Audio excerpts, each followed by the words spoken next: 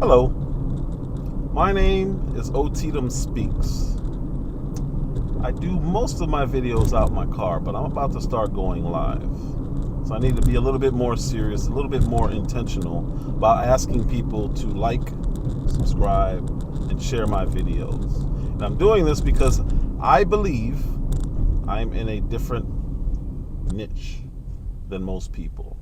I talk politics for the most part.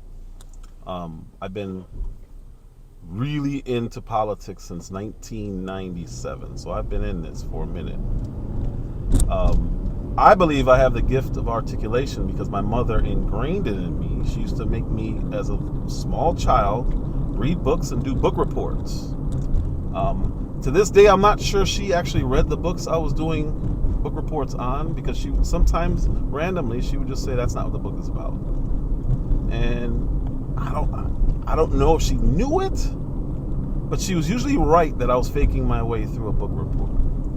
Anyway, the point is, I believe I was groomed to articulate perspectives. And obviously my perspective, but I can also articulate other people's perspectives, which I think helps me in my goal. And what my goal is to explain things to people, hopefully more black people, and get us to be more free thinking, not voting as a monolith as we always have. I think it's a problem. I think it's been a problem, and I also think we're about to be replaced. So we really need to be independent. We can't just be consumers as we've been. We need to be more actively engaged in politics, because as long as that border is open, we are endangering ourselves with being replaced. And when I say replaced, I mean as a demographic, a voting demographic. So the power we have right now is not going to be there forever. So we may as well start forcing politicians to do what we need them to do. What do we need them to do? We need them to allow for freedom of choice when it comes to schools. Why can't we have school choice? Everybody else has school choice. Or the people that don't have school choice, it doesn't matter because their neighborhoods aren't bad to the point where you're scared to go to school. You shouldn't have to be bused. You shouldn't have to lie about your address so you can go to a better school. The bad schools shouldn't be there. Why are they still there? They're bad.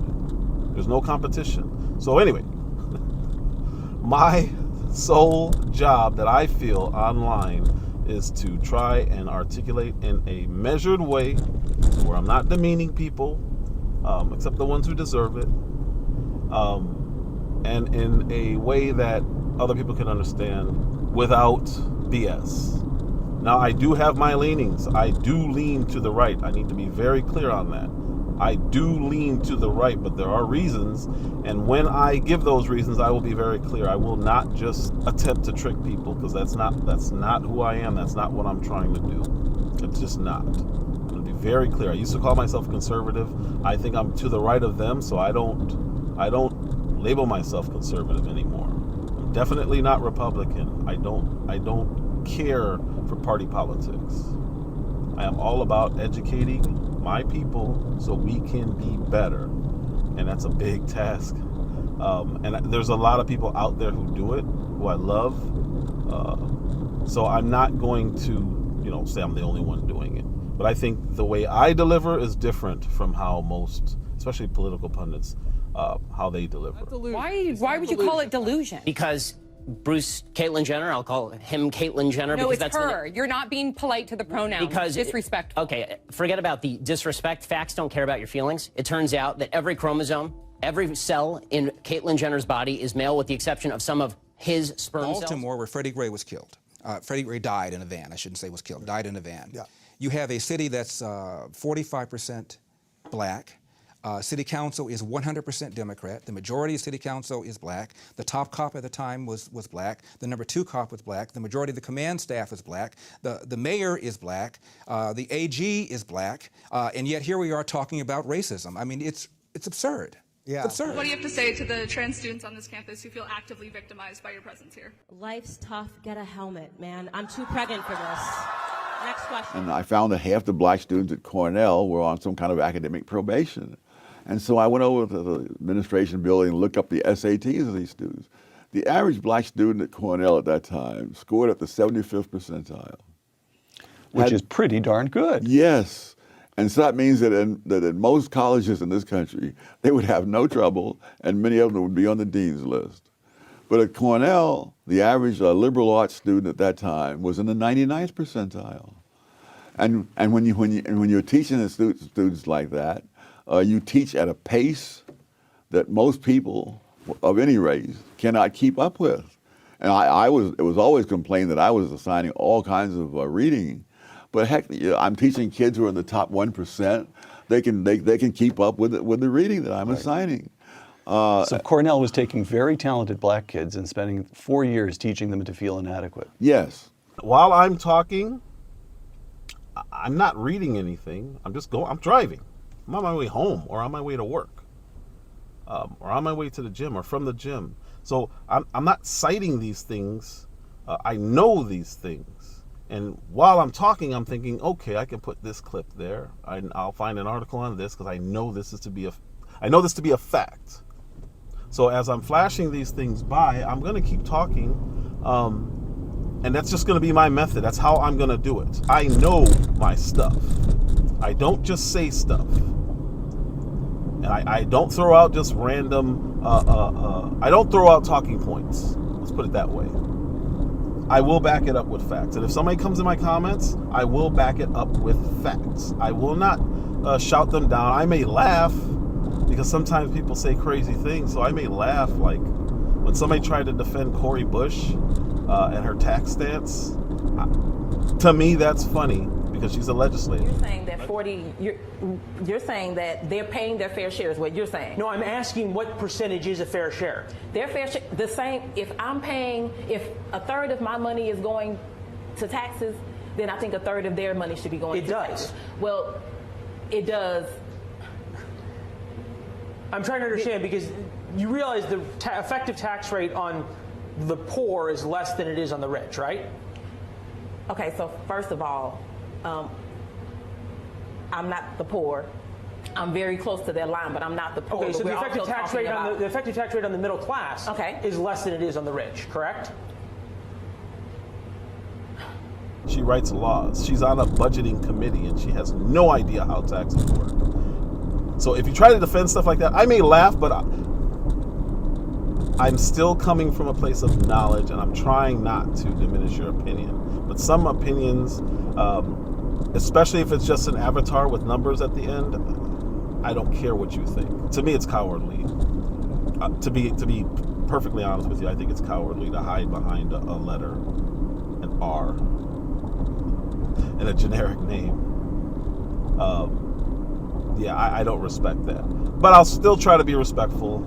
But just know, if you don't have a picture, which you don't have to have, or if your name doesn't look real, and if I think you're a bot, I'm going to treat you as a bot. And it'll be up to you to convince me that you're not, because there's just too much of that going on online, especially on Twitter, YouTube. It's just so random and so generic.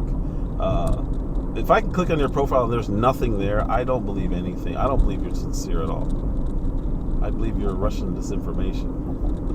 Congress has got to investigate what happened with Russia here. We cannot have foreign aggressors, I would argue, intervening in our elections. More alarming, some media outlets publish these same fake stories without checking facts first. The sharing of biased and false news has become all too common on social media. More alarming, some media outlets publish these same fake stories without checking facts first. Unfortunately, some members of the media use their platforms to push their own personal bias and agenda to control exactly what people think. And this is extremely dangerous to our democracy. This is extremely dangerous to our democracy. This is extremely dangerous to our democracy. This is extremely dangerous to our democracy. This is extremely dangerous to our democracy. This is extremely dangerous to our democracy. This is extremely dangerous to our democracy. This is extremely dangerous to our democracy. This is extremely dangerous to our democracy. This is extremely dangerous to our democracy. This is extremely dangerous to our democracy. I just need to appeal to a few people so that they open their eyes and say, wait a minute. My politician has been promising to fix this pothole for 8 years.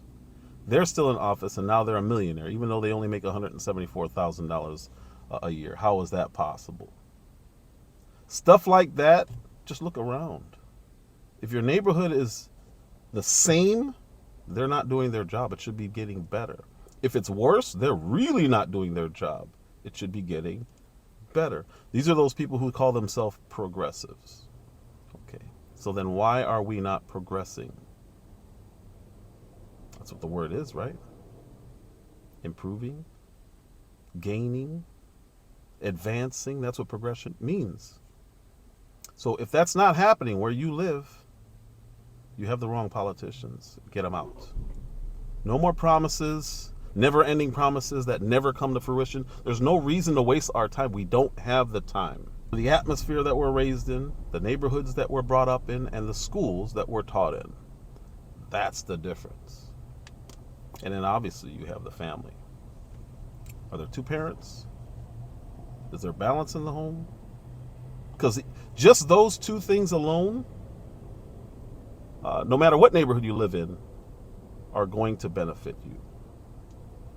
And that's my purpose. Again, my name is OtitamSpeaks. Please like, share, subscribe, turn the notifications on. I'm going to start doing more videos now because I got a longer commute to work. So that's what I'm going to be doing. And then hopefully you have a commute. You can listen to the whole thing. Appreciate you guys. Thank you very much.